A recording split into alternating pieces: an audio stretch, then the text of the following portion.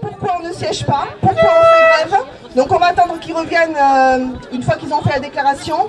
Apparemment le directeur ne veut absolument pas négocier, il ne veut absolument pas revenir en arrière. Bref, il fait du zèle comme d'habitude. Ce qu'il nous a dit vendredi, c'est qu'il économise 300 000 € sur le don des personnels. Encore une fois, le petit peuple. Par contre, il a embauché plus de directeurs qu'il n'en faut. Une réunion de négociation avec l'intersyndicale et donc l'ensemble du directeur, donc M. Cataldo, M. Carrère, Mme Gauthier, la DRH, M. Fouché. Donc il ne veut absolument pas revenir en arrière, il veut bloquer les bonifications. Seul objectif, faire 300 000 € d'économie sur le dos du personnel. Alors...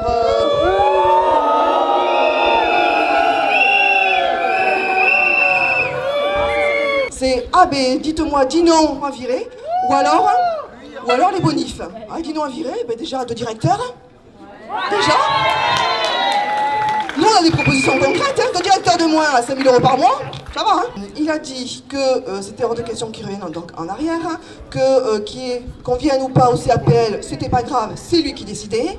Donc on lui a fait quand même comprendre qu'il touchait quand même au salaire des agents. De semaine en semaine, de mini-décision en mini-décision, ils ont tout remis en cause.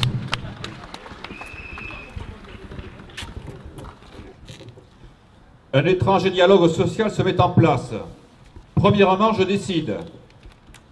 Deuxièmement, j'applique. Troisièmement, je consulte. Normalement, c'est l'inverse.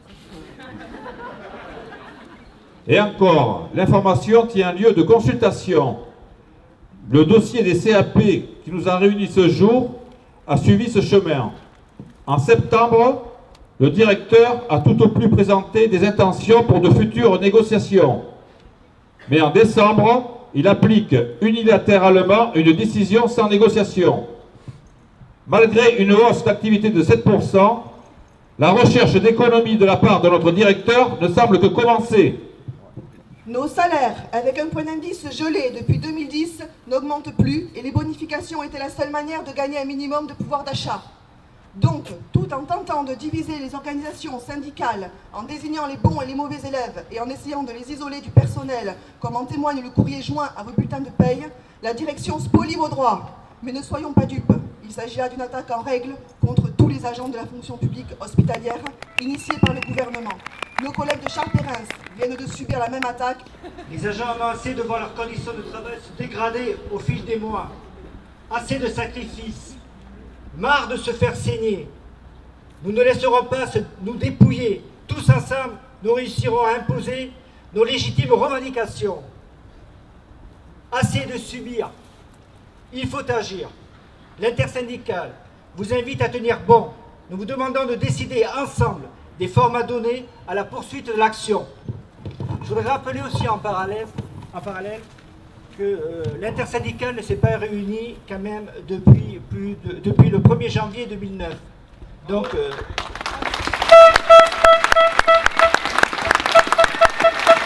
ne semble pas disposé à descendre pour rencontrer la plèbe. Alors, si la plèbe veut monter, nous sommes d'accord pour vous accompagner.